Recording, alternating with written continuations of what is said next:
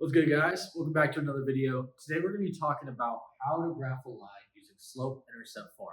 You might have also heard this as y equals mx plus b. That's essentially the equation in order to graph a line. We'll go through all of that and more. So without further ado, let's get right to it. All right, so I got my question here. Graph the line y equals 1/2 x plus 3. So in order to graph this line, what we have to understand is kind of the components of this. So what this is called right here is it's called a function. An equation is also known as a function. The way that I like to think about it is like a vending machine, right? If you are ordering food, let's say in a vending machine, what happens? Well, you put in, your quarters or whatever and stuff like that. You get out pop or a treat or whatever you want, right? In other words, every input I put in gives me an output. That's essentially what an equation is, right? If I put in an x value, I get out a corresponding y value. So before we do this question, let's think of it like this. Let's say y equals x plus 1. In this case here, if I plug in 1 for x, I get out 2 for y. What I would do here in terms of graphing is I put in 1 for x. My x values are the horizontal one, so I come here, and then I go up 2 for y. Actually, give me a second while I get a new marker. All right, I'm back. So again, plug in 1 for x, I get 2 for y. 1x, 2 for y, that goes here, right? Next one, let's say you plug in 2 for x, well, I get 3 for y. If I plug in 3 for x, I get 4 for y. If I plug in 4 for x, I get 5 for y.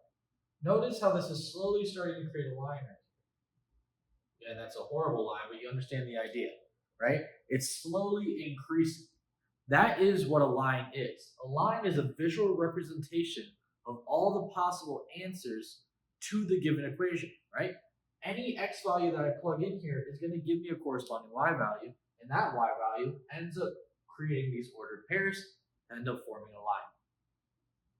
So when it comes to the question that we have right here, y equals 1/2 x plus 3, the y and the x values are basically telling us, hey, plug in something into this equation, find out what you get, right? That's basically what it's saying. Plug in an x value, see what you get for your y value that's going to be on that line. So then, now the question is, what are these two numbers? Well, let's think about the graph again. Right here, we have the axes, right? We have a y-axis, we have an x-axis. Any point that lands on either of these axes are called intercepts. So for example, if I plot a point on this x-axis right here, that's called an x-intercept. If I plot a point on the y-axis right here, it's called a y-intercept. Now, the question is, what does the y value have to be equal to for something to land on the x-intercept? Well, it's got to be 0, right? Because I haven't gone up or down whatsoever. I've only gone to the side. So my y value has to be 0 since y is correlated to up and down movements. Okay, same thing with the y-intercept. What does x have to be equal to? Also 0, because notice if I have to go up on the y-intercept right here, I haven't moved left or right whatsoever. So my x-intercept has to be 0. Now you're like, why are you telling me this? What does that have to do with anything? Well, let's look here. Y equals 1/2 x plus 3. If I want to find the y-intercept, what am I going to do using that information? Well, what I'm going to do is I'm going to plug in 0 for x, because I know that the y-intercept is when x equals 0. So now right here, I have y equals 1/2 times 0 plus 3. Well, 1/2 times 0 is 0. 0 plus 3 is 3. Y equals 3. And then I plot my point right here. Well, what just happened? Well, what happened is I found the y-intercept. So in y equals mx plus b, the notation for this equation right here, the last number is always my y-intercept. The reason why is because every time I plug in 0 for x, this first portion of the equation is going to basically erase itself because anything times 0 is 0, leaving us with just that last number. So always good to know. First point you're going to find is just the last number. If it's positive 3, you plug it at positive 3. If it's negative 3, you plug it at negative 3. Now, that gives us 1 point, but you need 2 points in order to graph a line because I need something to draw it through. So how do I find my second point? That's the next number. The m value, in other words, the number in front of x, is something called the slope. The slope is the distance between 2 points. Now, a good way to understand slope is like this. Imagine I'm blindfolded, right? Blindfolded, I'm on the phone with you, and I'm trying to get to where you're at.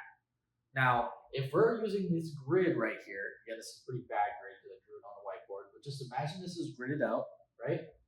And each one of these grid lines is a step. How are you going to explain to me to get me from where I'm at? Let's say I'm at the origin 0, 0 to where you're at. Let's say you're here at 3, 5. Right? Let's just say you're right there.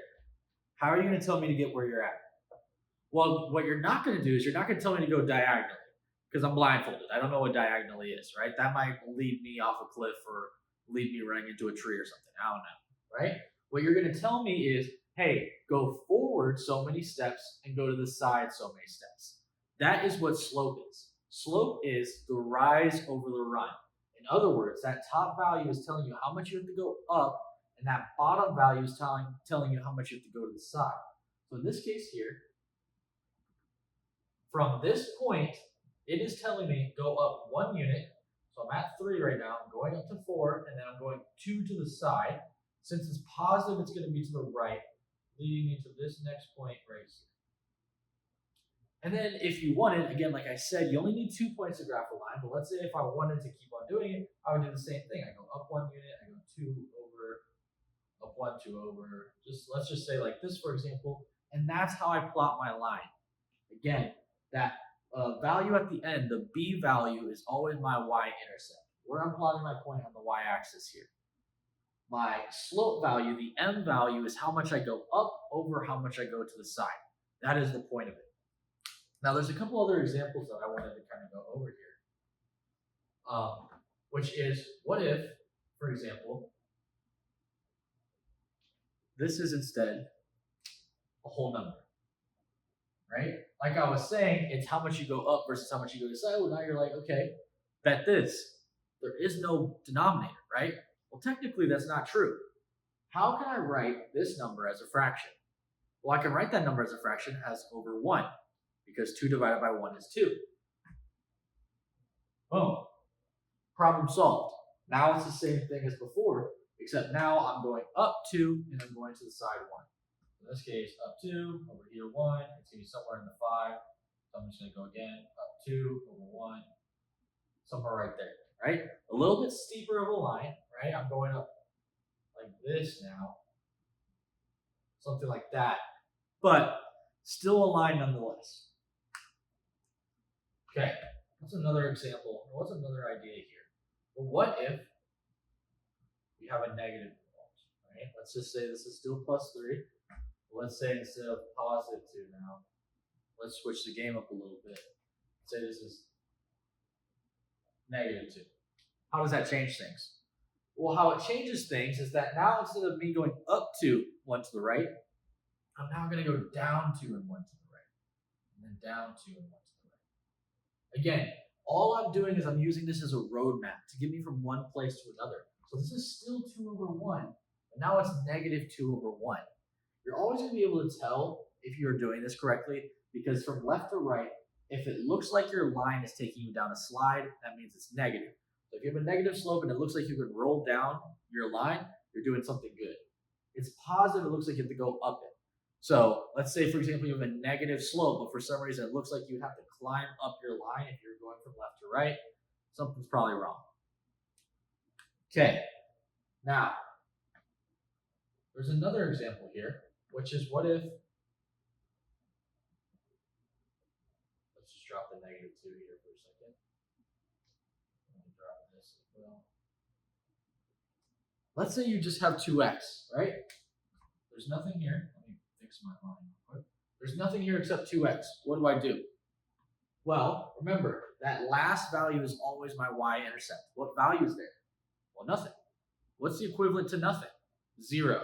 So in other words, now my y-intercept is right here at 0, 0. And then I still just abide by this just like normal. This is positive 2x. So in other words, 2 over 1, up 2 over 1. My line is going to look something like that.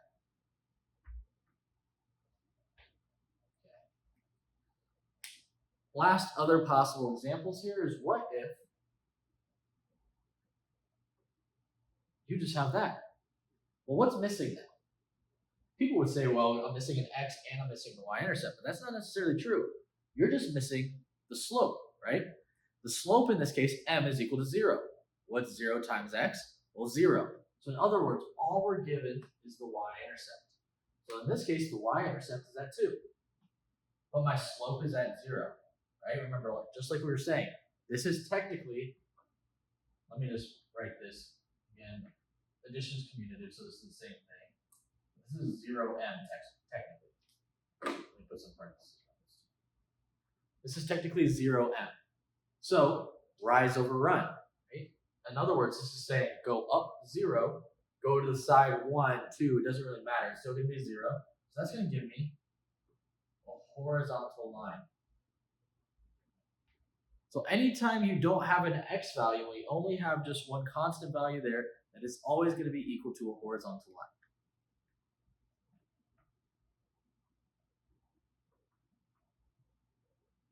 And same thing works if, for example, instead of having x equal or y equals something, I kind of just gave it away there.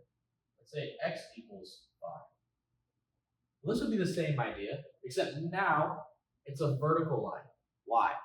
Because this is saying no matter what you plug in for y, x is equal to 5. So if y is 0, x is 5. Y is 1, x is 5. Y is 2, x is 5. Y is negative 1, x is 5. It doesn't really matter, right? It's going to create a vertical line. And that's the basics of slope-intercept, right? Obviously, there's a lot of other stuff that we'll cover in another video. But until then, if you guys want more videos made like this, for example, maybe on something on point-slope form, maybe given the points and you want to graph the line, feel free to drop that in the comments. Or if you want, you can head over to MindLib Tutor if you want tutoring just from the side, just get a little bit more work in. But until then, I'll see y'all next time. Take care. Peace out.